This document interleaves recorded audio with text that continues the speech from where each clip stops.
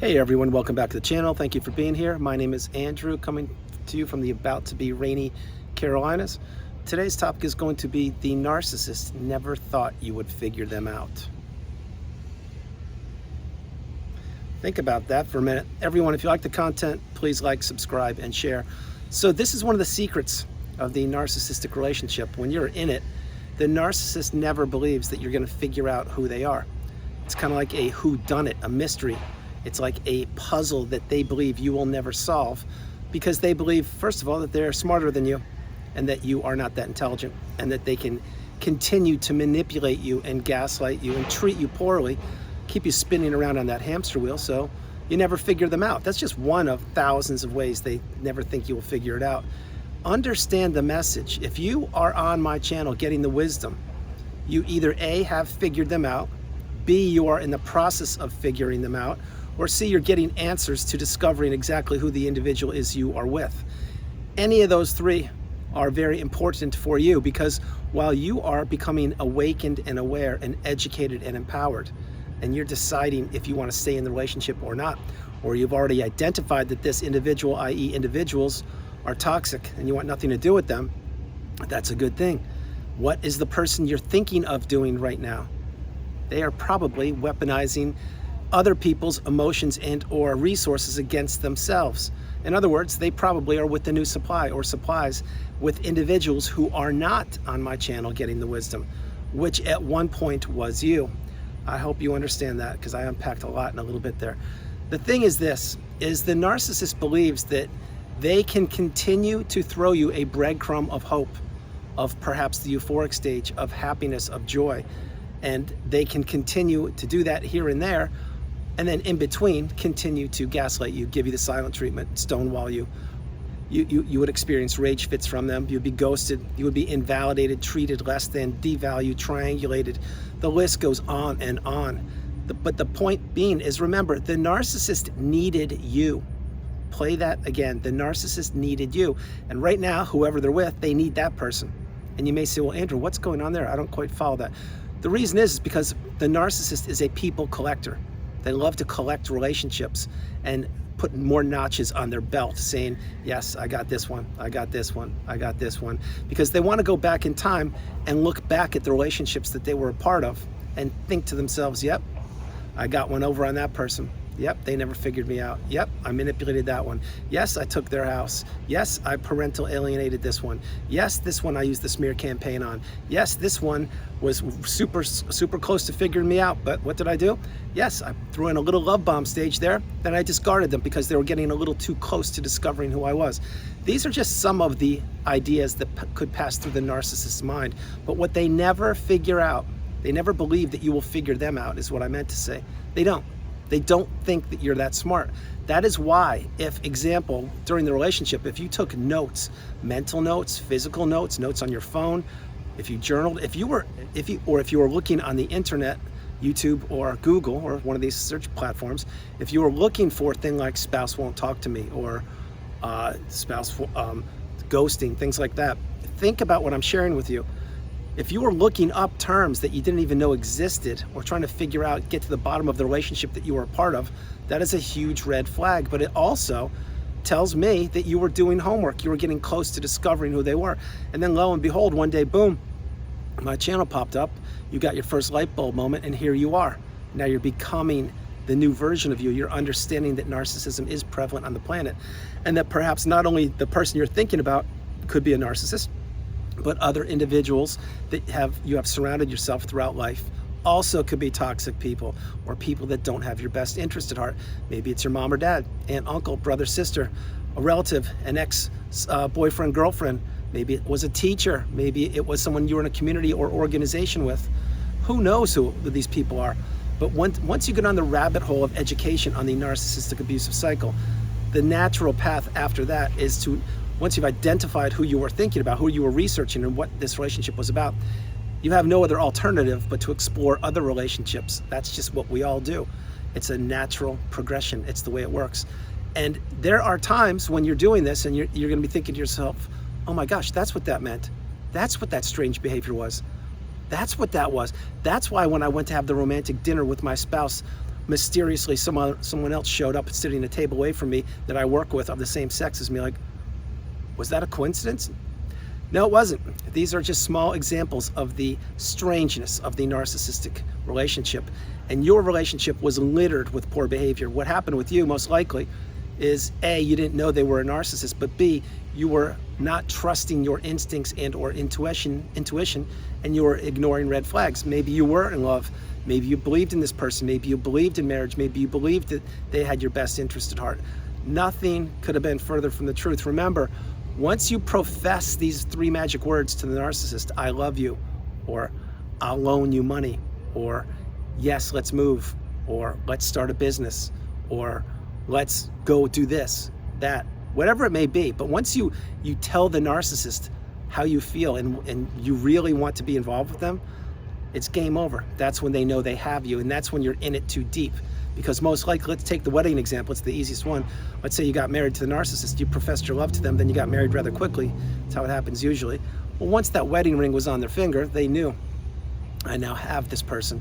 They are now my cover to make me look good to the general public, and behind closed doors, I will abuse them mentally, perhaps physically, financially, emotionally, spiritually, intellectually. I will blow up every relationship I can. I will drive a wedge between them and anything that's important to them. Why? Because I'm a narcissist. Why? Because that's what I do. Why? Because I want to crush this person who just put a ring on my finger. Think about it. That's why so frequently when you get married, shortly thereafter, that's when things change, things shift. Or perhaps when you had your first child, maybe that's when things shifted. Or when you relocated, or you went into business or loaned them money, whatever. Any of these things are catalysts for the narcissist to now throw you into the devaluation stage, or the narcissistic fog, where you are just spinning around. You don't know what's up or down, in or out, left or right. But what the narcissist knows is they place you there, and now they can pay less and less attention to you. And they will be with you, present physically and or checking in with you less and less. Why? Because they know where they placed you. And on top of that, they know that you will jump the moment that the narcissist texts you or calls you, that you're on high alert. So you always answer their call or text as fast as you possibly can, because you are always reporting back to the narcissist. This is exactly how they wanted you. It's where they placed you. Now what happens is, post-relationship, or perhaps throughout the relationship, you're being treated so badly, and I will say that with emphasis, because remember, the narcissist does not know how to lay off the gas. They know one speed, and it is full speed ahead to Destructionsville. That's what they like. That's why they can't keep long-term friendships. That's why they get married multiple times. That's why they have multiple sources of supply, because they blow up each and every one. Friendships, family members, relatives, neighbors, coworkers, whomever. The narcissist can't help themselves. And that's not a pass for the narcissist. It's, if they could even introspect 1%, they would be 1% better than they are, but they can't do that. They just want to destroy things. They don't want to create. They want to disrupt. They don't want to build. They want a future fake, not head in the same direction as you were headed. Point being, with all these things, they never thought that you would figure them out. They really didn't, because they're arrogant, they're cocky, they're self-serving, they're self-centered. They believe that they are entitled, and they believe the rules don't apply to them.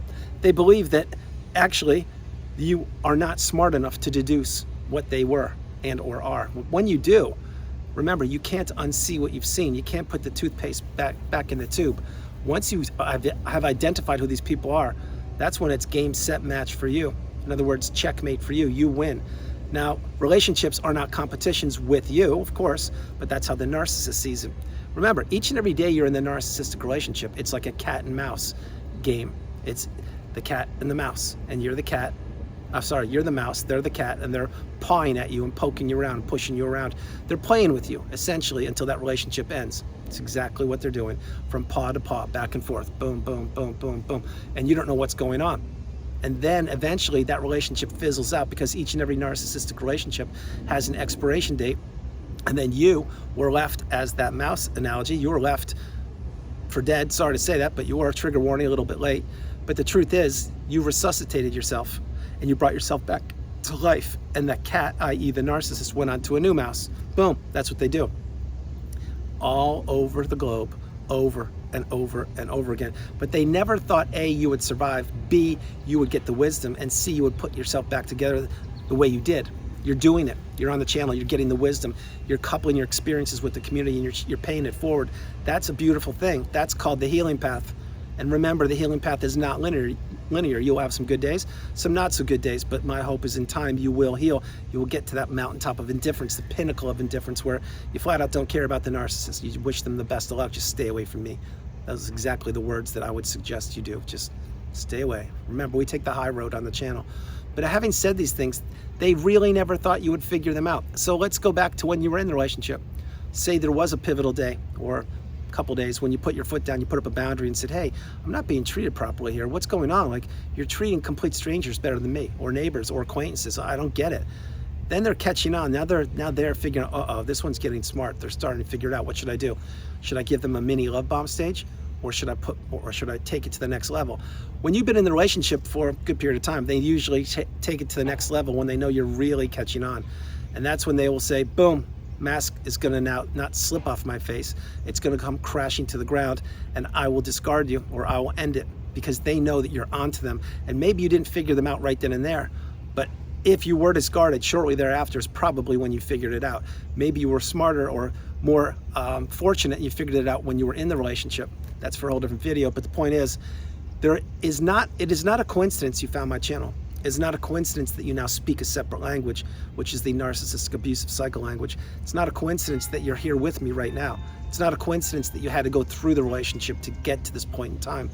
Just remember, there are so many tens and hundreds of millions of people who go through the narcissistic abusive cycle and they don't discover what they were up against. Think about it. Think about your parents and or grandparents before the internet or the smartphone days.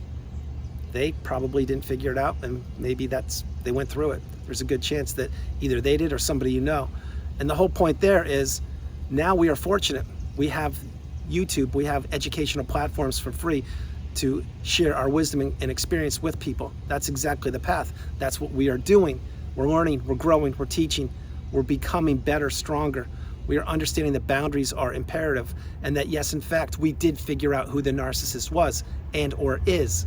So now that we understand these things and we're insulating ourselves, we know that putting boundaries in place is instrumental.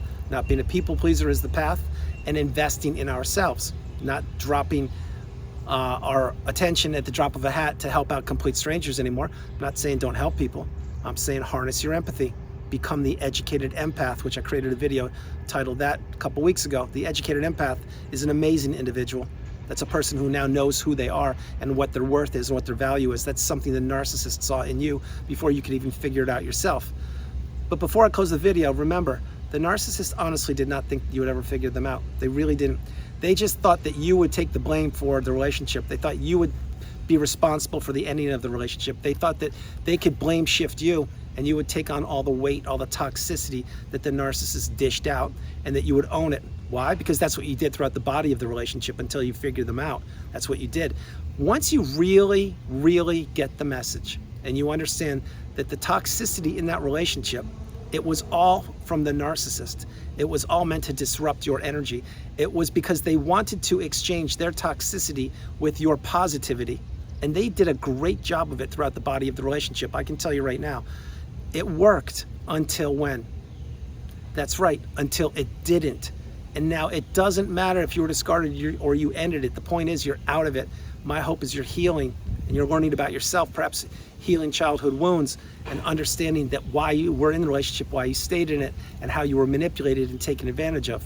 The narcissist knew the whole time, from the minute they met you, they knew what you were, who you were, what they could extract from you, how to do it insidiously, how to do it slowly, and how to make you become a shell of yourself.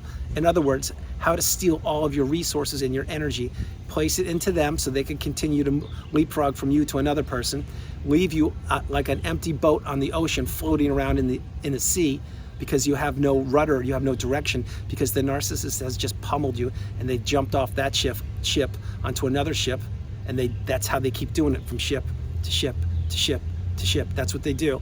But they left you floating, for this analogy, abandoned in the middle of the ocean, like the SS Minnow, if you remember that show. Something like that. And then you were shipwrecked. But what happened there? You figured out quickly, oh my gosh, this isn't Gilligan's Island. This is life. This is existence. This is abundance. This is beauty. This is narcissist free. And the narcissist never thought you would make it to shore, but you did. think about it. So guys, that's the video. I hope you liked it. I loved doing it from the beautiful, not about to be rainy Carolinas. This is Andrew. Namaste. Have a great afternoon. Stay true, stay blessed. Continue to become awakened and aware, and understand you are the priority. You come first, second, and third. Focus on yourself. Learn, grow, teach. If not now, when? Take a class, teach a class, read a book, write a book. Become the best version of yourself possible.